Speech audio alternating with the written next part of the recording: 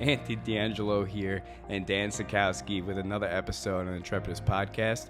Today, our special guest is Nick Pereira with Nitro Nutrition. Nick, definitely a pleasure to have you on the show. Tell us a little bit about what you do.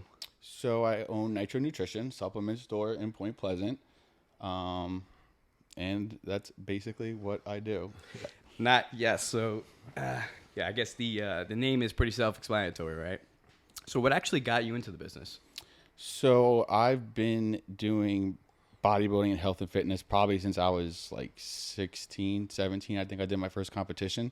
But before that, I was always into like sports and athletics and anything along those lines. So one of my first jobs was like personal training. I actually used to personal train at Retro for a little bit. And it was cool and it was fun, but it wasn't, for me. And then I started working at this supplement store called NutriShop in Bricktown. And I was there for like 9 or 10 years or so. And throughout my time there, I kind of learned the business and fell in love with like supplements and that whole side of the fitness industry. So I always wanted to open up my own supplement store one day. So here I am now. So it seems like, you oversimplified what you do, I think, in the very beginning. You said, I sell supplements. But I think what you do is make people's dreams come true by changing their bodies or helping them change their bodies through supplementation, right? I try to, right? At least. And that's always been a passion of yours, a dream of yours? For the most part. I mean, I always like helping people or just helping anybody or any way I can, really. It's just like in my nature. So doing this and helping people achieve their goals or change their life or make themselves feel better is just a win for me, really. So that's why I say I just own a supplement store, because it's not like work. I love what I do. So it's like, for me, it's just natural. I love that you just said that. I love what I do because, the topic of conversation is awfully revolved around you have to do something that you don't want to do in order to be successful, but you have figured out a way to turn your passion into profit. And I think that's very important for the audience because, too many people here today, entrepreneurs and influencers on social media say you have to do this, that, and the other thing. You have to follow these rules or you'll never be successful, right? Mm-hmm. For example, someone who wanted to, their passion was pottery, right? And you love to make pots and cups and whatever have you.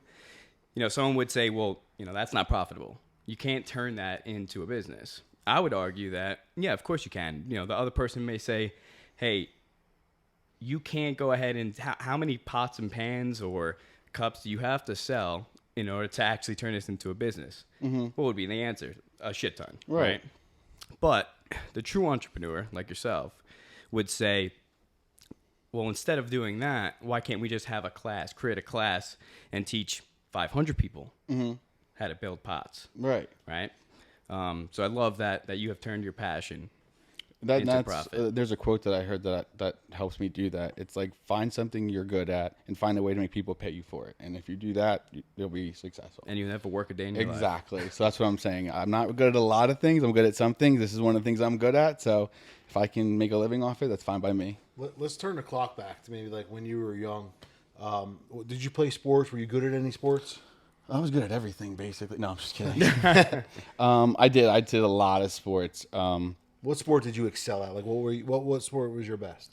Probably my best was, my favorite was basketball, and obviously that did not pan out for my vertically challenged self. Right. So if I couldn't get taller, I decided I was going to get wider. So I decided to get into bodybuilding. But before that, I was in pole vaulting for track. So I was going to go to college for pole vaulting, and I wanted to go to the Olympics. And I'm a big dreamer, as you can see. Go big or go home. So that was the route. But then during track, as I got older, one of the rules was you're not allowed to start working out until you were 16. So once I turned 16, I got into the weight room, started working out, liked that better, put on more size, broke a couple poles, and then figured out that wasn't the route for me anymore and got more towards into like bodybuilding and stuff like that. So you're in a competitive space for bodybuilding. What made you said you did your first competition at 17.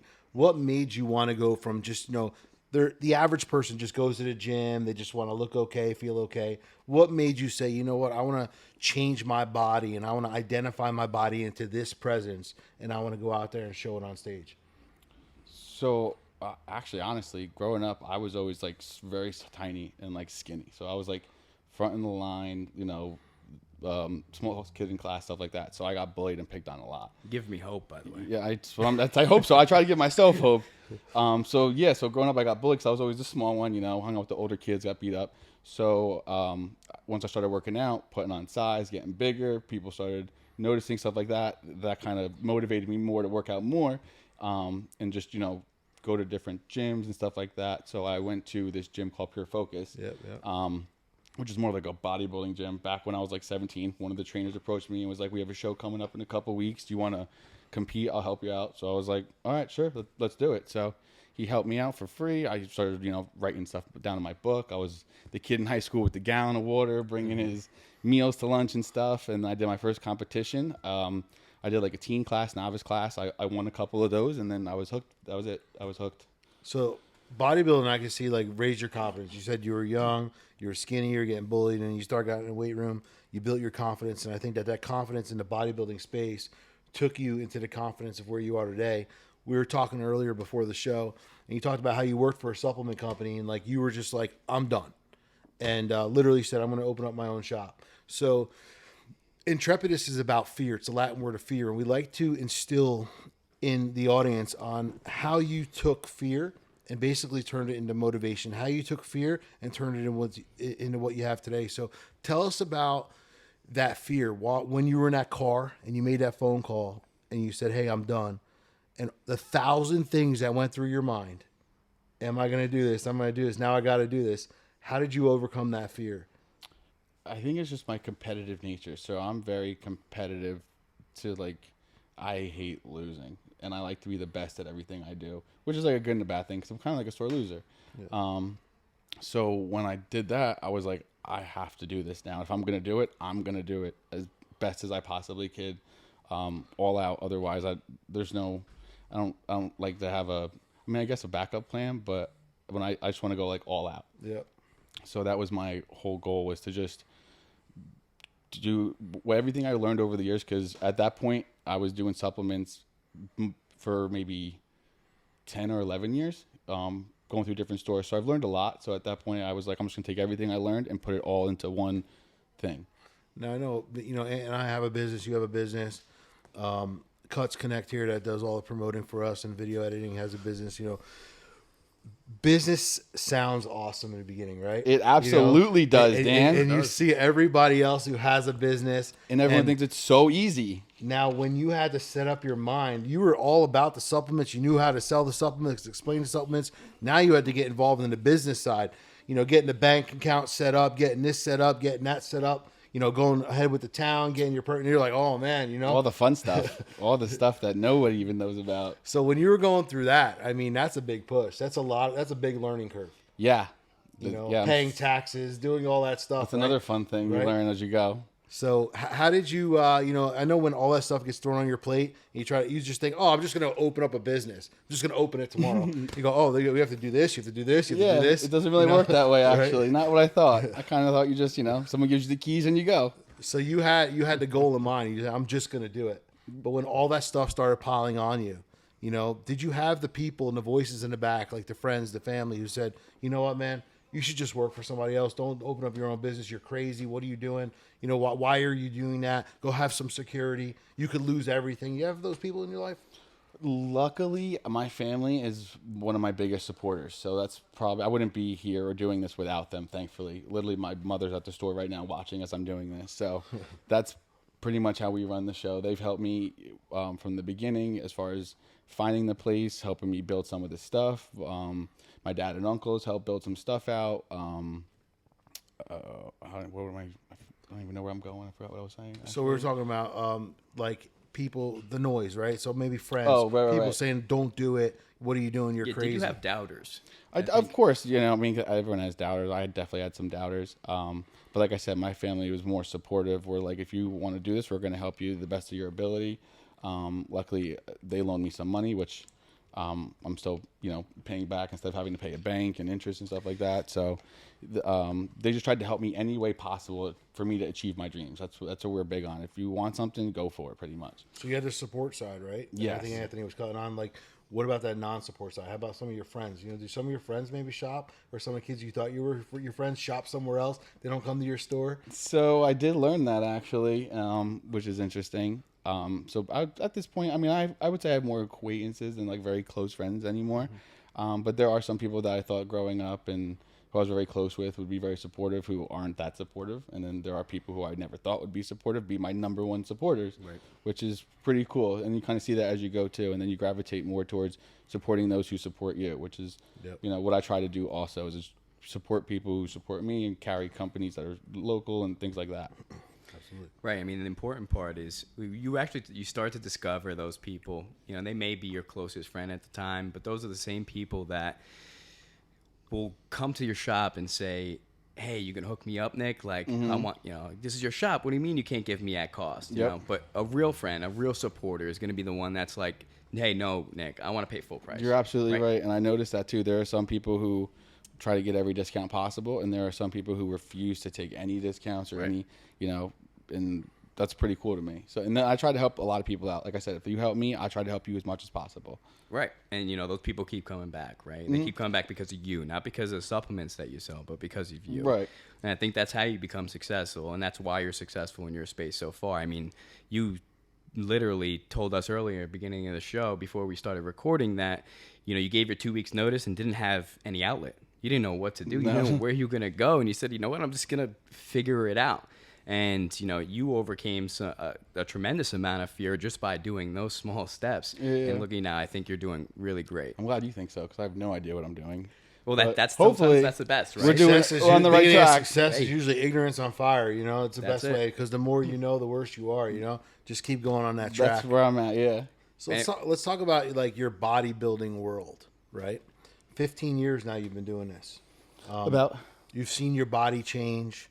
I think we saw the business side of this, but I think there's a lot of people out there who watch you in the gym space. They follow you on social media. They see what you're doing. You know, they see your pose and they see your muscles. They see all this stuff, and they're like, wow, man, look at this guy. You know, and I think that when people see success on a body or whatever it is, they don't see the failure parts. You know, talk about maybe, you know, a time or a couple of times maybe where you prepped yourself to go to a show and you know, undertrained a muscle, overtrained another muscle, and you showed up and you thought you were ready, but you weren't ready. Talk about that, because I think people don't understand the downside of success and the failure you have to go through to build yourself and break through. Yeah, let's see. So, yeah, I mean, I've definitely had some fun times throughout this journey. So, and probably one of the biggest things I learned or overcame was a lot of the injuries I got. Because when you're young and starting, you're invincible. You can do whatever you want. Nothing can stop you. And then you get your first major injury, and then that changes. And that probably happened when I think I had my first muscle tear. Was probably either one of my pecs or whatever. And luckily I didn't have to get surgery or anything, but I was out for like a good 2 or 3 months of just no gym, just resting, recovering. And I thought when it first happened as a bodybuilder, when you hear muscle tear, you hear career over, because it never heals the same way again. It's just, you know, you can't fix certain things. And then once that happens, the first thing you go do is, this is over, my career's over, I'm not going to be able to work out anymore, blah, blah, blah. Then you go through the recovery process, you heal, you get stronger, you come back, and then you realize, okay, maybe life's not over. You come back bigger, stronger. So then next time something bad happens again, instead of panicking and freaking out like life is over, you remember the time where you overcame something like that, and you're like, maybe this is for the best. Like, I learned a lot. Every time I got an injury, I had to learn how to do something different that I normally wouldn't do, and it actually helped me out in the end. So I try to, you know, look at things like that. Was there ever a show that you went to and you're like, you know what, I got this. You know, I'm at my best right now, and then you show up and, like, you know, maybe you didn't get first place, you got second place, you got third place, and you looked at the other guys, and maybe there was something that you focused on for yourself, but maybe you saw something different. And once you saw the pictures, once you saw the video of you on stage, maybe you say, I should have spent more time doing that. Was there ever that time for you? Because I'm friends with a lot of people in the industry, and I know a lot of times when they see themselves on stage, you know, they look great, but then they see themselves next to 2 or 3 other guys, and they're like, oh, man, I need that. Oh, man, I didn't do that, right? Right. So I probably haven't competed since 2011, honestly, because when I started, bodybuilding wasn't as big as it was now. Like, it was just bodybuilding. There wasn't as many classes. There wasn't social media, TikTok, all that stuff. You just did shows because you wanted to do them, pretty much. which now makes me sound old. So when I did my first couple of shows, it was called the ANBF Federation, because bodybuilding, there's federations like, NFL, NBA, stuff like that. So ANBF is like All Natural Bodybuilding Federation. So I did my first couple of shows when I was like 16, 17, and I did really good. I won a lot of them, stuff like that. And then the guy I was with was like, look, you could stay with this division and keep going, or you could go to like the NPC IFBB, which is like where all the big names are, stuff like that. Make a name for yourself, but you might have to use, different kinds of supplements and stuff like that. And of course, me and my mindset, go big or go home, win it all. I was like, let's do it. So I started dabbling, getting bigger. And then, but once I saw those guys competing, I was like, I just never really felt like I was big enough. I don't think I didn't feel like ripped enough. So yeah, that was a whole nother league of trying to like just get my mind around competing at that level. 300-pound giants. Exactly. Mm-hmm. Right. So I'm a little bit older than you. When I used to, be in the space of competing and stuff, doing Gold's Gym Classics back in the day. Yes. Stuff. Dude, like heavyweight was like 225, 250. Wow. Now these guys are 400 pounds. Right. They're monsters. Yeah. They're like, 5 feet wide. Uh-huh. It's insane. And like, like you said, you feel... We look at you, me and Anthony don't look nothing like you right now. The arms bigger than our heads, right? Thank you. But then when you show up there and that's you see these guys, you're like... I'm like, gee, do I even work out at all? Like, what the hell are these people doing? It's crazy. Exactly. And then it kind of discourages you a little bit, but at the same time, it also motivates you because you're like, all right, time to step it up a little bit. Exactly. Well, what kind of similarities can you draw between, attempting to get on stage for a pro bodybuilding show or a bodybuilding show? Sorry, no, the word pro. We're not there yet, but I like the enthusiasm. But we're gonna get there. But speaking into existence. Exactly. But as far as the differences between getting on stage and preparing for a bodybuilding show and running a business, do you feel like there's a lot of similarities there?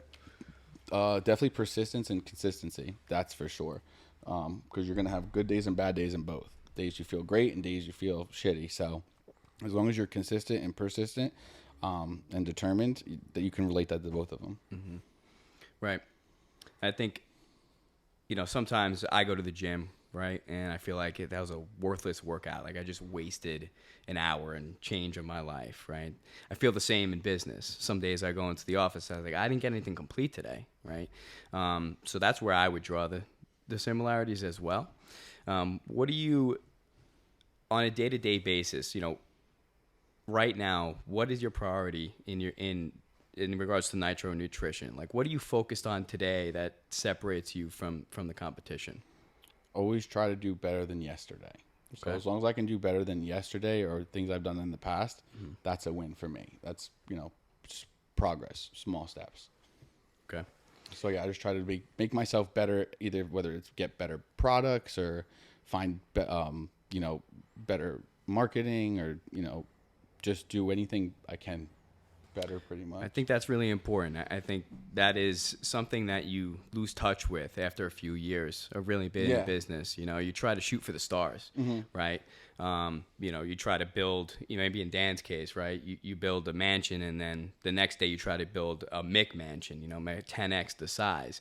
And, maybe Dan could do something like that now, but, first getting started, you have to take baby steps, right? Yeah. You have to look at the plan set. You have to get better engineers. You have to get better builders, and then you could gradually, evolve into the next steps. So, what are the next steps for you?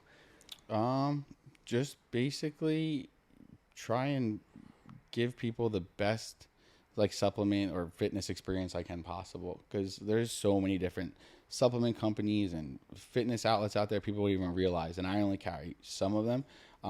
But when the ones I do carry, I try to make sure are very good quality, very high quality, or new and upcoming companies, stuff like that. So I'm always looking for the next big thing or the new thing, because this world is ever changing. I'm sure, as starting there was just like protein and creatine 10 years ago.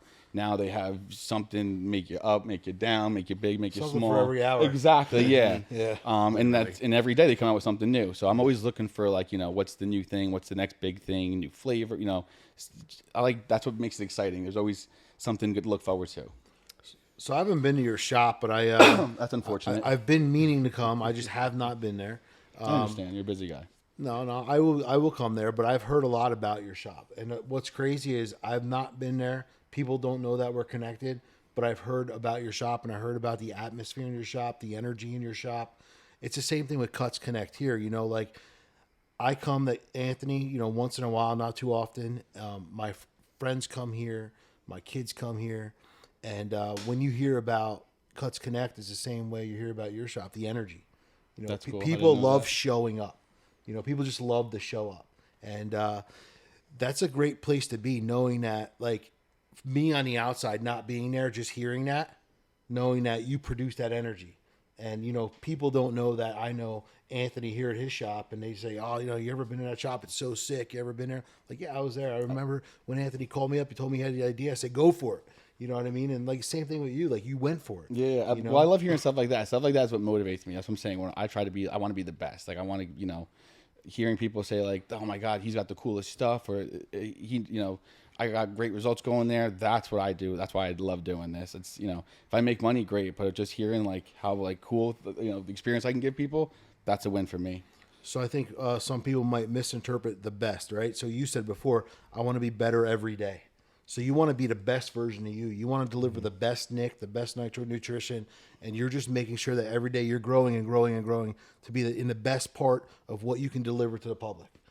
So have you had a bad experience in your shop? Have you had someone come into your shop and like they wanted to buy something off you and maybe you just had a bad customer experience? Luckily, no. I have some pretty good customers. I think the worst thing I might have, which is actually pretty weird, because you hear a lot of bad stories. But I don't know if it's maybe because of the experience I give my customers that they're so great, or just, you know, I'm lucky to have that. I think the worst experience I have is I've maybe gotten a return. And 9 out of 10 times, I always let people know if you don't like anything, you can always bring it back and swap it out, because I've been there. I get it. You don't know, you know, what you like until you try it sometimes. Yeah. And luckily, because I use half the stuff in the store, nothing ever goes to waste. So if you don't like it, I'll use it. I'll use it for samples or whatever. And most of the time, customers don't want to even do that. They'll be like, no, it's fine. If I don't like it, I'll just keep them myself. Yeah. But yeah, so I think the worst experience I had was maybe a couple of returns here and there, and usually people are pretty cool with it. So you brought us some drinks here today from a buddy of yours. Yeah. Maybe you want to shout him out? Yeah, so this is Middle of the Road Energy. He's another local guy starting out. Kevin from Tom's River, actually. I met him at a LA Fitness event. I think he started maybe a couple months ago. He was promoting. I was promoting. I told him I'll bring it in the store, see how it does, and it's been doing pretty good so far. So it's a little bit different kind of energy drink, lower caffeine, so you can kind of have it different times throughout the day. It's all natural, no artificial flavors or stuff like that. So tastes really good. Yeah, it's smooth. It's different. It's a different option, and that's what I try and do. Also, is a lot of stuff I carry, either local companies or just starting companies, just to try and help promote as best as I can. That's awesome. Yeah, I think a couple things that you said before. Well, first off, I'm not very surprised. You know, you said that you were surprised that you haven't had any issues. I'm not, right? You're a very personable person. I try. Thank you. You're very easy to get along with. It quite intimidating at first. I'm not gonna lie. When I first saw you, I get that. You'd be surprised. At your table inside of Crunch Fitness, I was like, oh, I don't want to get next to this guy. He might rip my arm off. I understand. You know, as soon as I started talking to you, I was like, oh, change the tone immediately. Right? Super sweet guy. Thank you. And everyone I talk to says the same exact thing about you. Another thing that I do want to mention is something that you mentioned before the podcast recording was you like to give the little guy a shot. You know, you're always looking out for the next best thing, but you also really enjoy giving somebody who maybe everyone else didn't give a chance. Of course. You want to give them the time of day and the opportunity that maybe you were presented. So I think that it adds a tremendous amount of value to what you're doing right now and what you'll do in the future. And so I personally want to thank you for that. No, thank you. Like I said, if I can help somebody or change somebody's life or, you know, make someone better, that's all I want to do. So we're in this crazy world right now, whatever's going on in the world, all these things that are changing, right? Let's talk about, let's look into the future a little bit for you. You know, we know that you're single right now, right? Tell all ladies you're single right now, right? I am at the moment. So that's fun. That's a great time. If you know, it's like being single in today's world. So if you ended up, you know, locking in with a woman and had children or a child, what would be something very important for you as a business owner, as a role model to many, many people, as a go-getter, as somebody with a good head on their shoulders? What would be something very important to you to instill in your child to help them overcome fear throughout their life?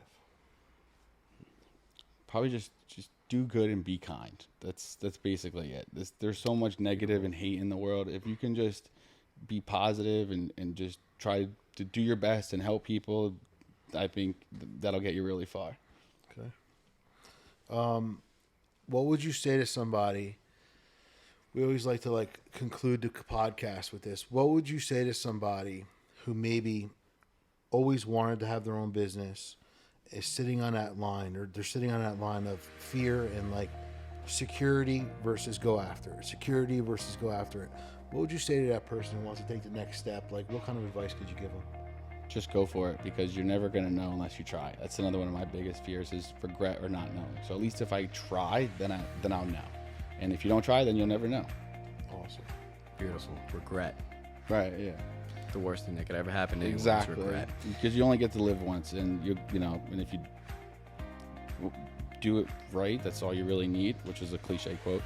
But like I said, you don't want to look back and be like, I wish I would have done that, or if I did this, the thing would be different. If you do it all, then at least you'll never have to worry. Right, have to say what if. Yeah, What so if that's will what I'm kill doing you. right now. I'm just seeing how every day goes. Awesome. Well, now that we had this great interview with you, everyone here now I think knows you a little bit better, knows that if they need any kind of assistance via supplementation or maybe some just gym advice, I'm sure you're more than willing and able to give them some advice when they come to your shop and speak to you about the next steps in their journey. How are they going to find you? So you can either come by the store. I'm pretty much there every day. Give them your address. Shout out where you're at. 2816 Bridge Ave, Point Pleasant, New Jersey. I'm there. Some of your social media handles. Yeah, we have Instagram, Facebook, website, nitronutritionus.com.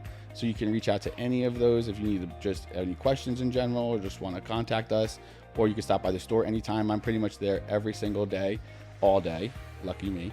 Like I said, unless I'm doing stuff like this or I'm out doing tables and one of my family members is there, like my mom, sister, stuff like that. So either way, somebody's going to help you. Awesome. Well, thank you for being on our show. We appreciate it. No, thank you guys. This was awesome. Sorry, this was a cool Thanks experience. for the new swag. Of course. Like I said, whatever I could do to help you guys out, come by any time or just let me know in general. Yeah, we're going to come right after this since Dan, never been there before. Oh, that's right, so. yeah. Nick Pereira, guys, Nitro Nutrition. That was good.